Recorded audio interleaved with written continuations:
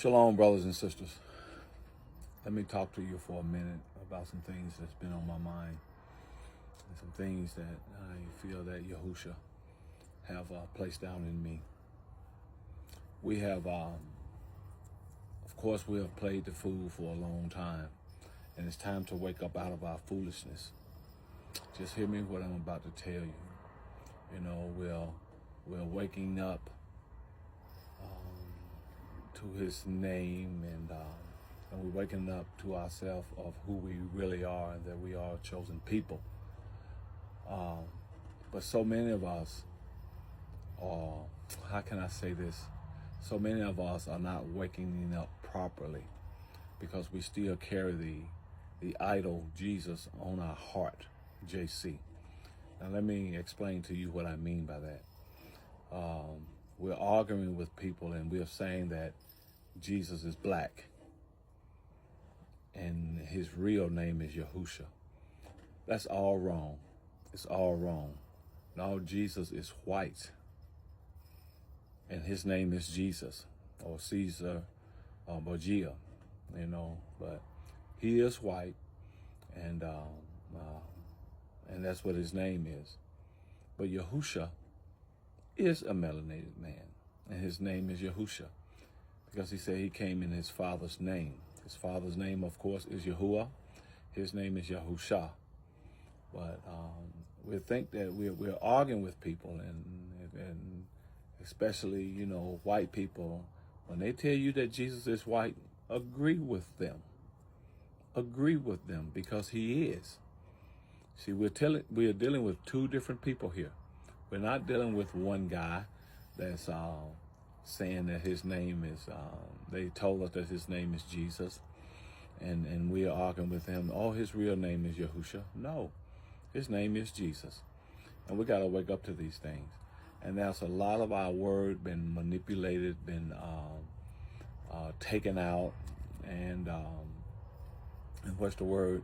It's also been twisted. It's also been twisted.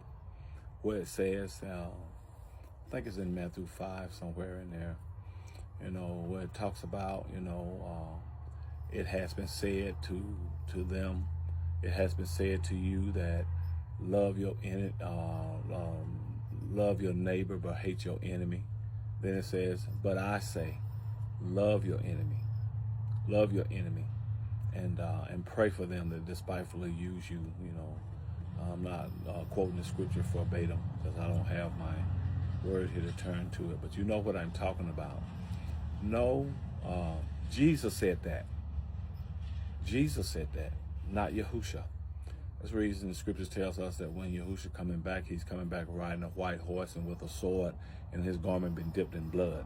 So how could he tell us to, Yahuwah, how could he tell us to love our enemy when he's coming back here to destroy them? Would you think that that's kind of hypocritical of the Father, to tell us to love our enemies? To love our enemies when he's coming back here to destroy them, totally annihilate them? You know, I'm just giving you something to just think about here, because we've been lied to over and over and over. We've been manipulated. We've been exploited. We've been all of these things and even more. You know, so, you know, and just like I had said once before, you know, like the scriptures talks about by John 3:16, for Yahuwah so loved the world that he gave his only begotten son. All of that is a lie. All of that is a lie, because when his son came, his son was saying, I pray not for the world, but for them you have given me. He came back to Yahusha. So let's start thinking about some things. Even when it says in, you know, in Matthew 28, I believe, when it says that, and this gospel or this brochure shall be preached to all the world, and then the end will come. Think about what that's saying. Now, we've already established that Yahuwah, that John 3:16 is a lie, because Yahusha plowed against the world. You know, he said he wasn't praying for the world, but for them you have given me. And then John says, love not the world, neither the things that are in the world. The only thing that is in the world is the lust of the eyes, the lust of the flesh, and the pride of life. And it says it's not of the Father.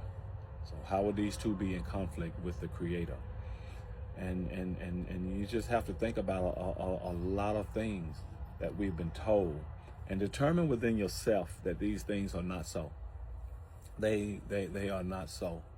But our Yahusha, our Yahuwah, these are melanated beings. They are melanated, and they are not white, but Jesus is. God is. Don't forget that. Agree with your adversary. Agree with them, So concerning these things, it's just a little wake-up call, something to make us think, something to make us reconsider some things. You understand me what I'm saying? Agree with them. Agree with them. So, I don't know. We have to totally wake up and dismiss every element, or be delivered of every element that Christianity have fed us and what's in us.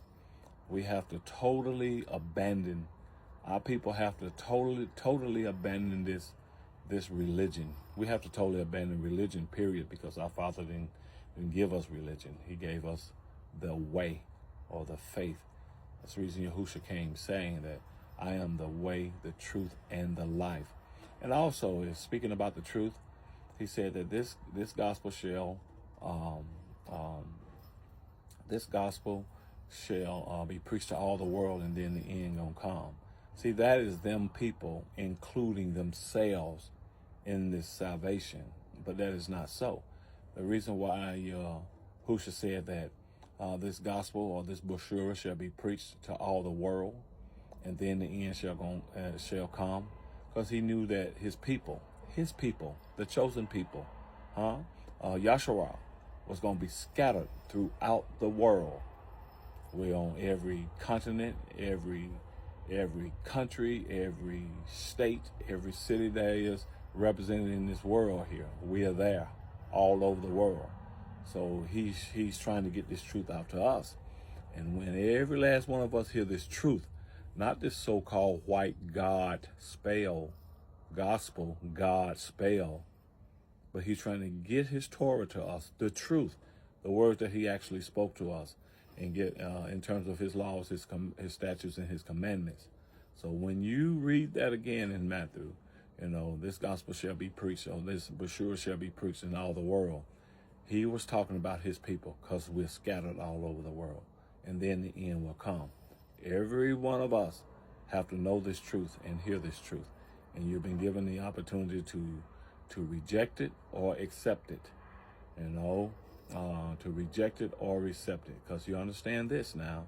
Even when he talks about the narrow gate, and few there will be upon that gate, because narrow is the way, and there will be few that find it, versus the wide gate. Now, the reason why he says there are few that's going to find this way is because of it's because so many of us, he know, is not going to accept this truth, who the truth came for. That's why he says it's only going to be a remnant. It's only going to be a remnant. The Yasharel number, the sand of the sea, or the stars in the Shamayim, it's only going to be a remnant of us. That's a very few that will find this truth and accept it. And even after finding it, you have to accept it. So I'm fixing to go. But just think about these things and dig a little deeper, because we've been lied to across the board. Across the board. So remember that. I have these voiceover calls every Tuesday, and we discuss different topics as the Most High give us revelation and understanding of things. And so if you'd like to be a part of that, on every Tuesday at 11 a.m. Central Time, get a hold of me and join these conversations in which we'll be having. I think you will find it, more refreshing than the crap that we've been fed from Christianity. But that's all I got to say right now. But just think about what I've said. Shalom.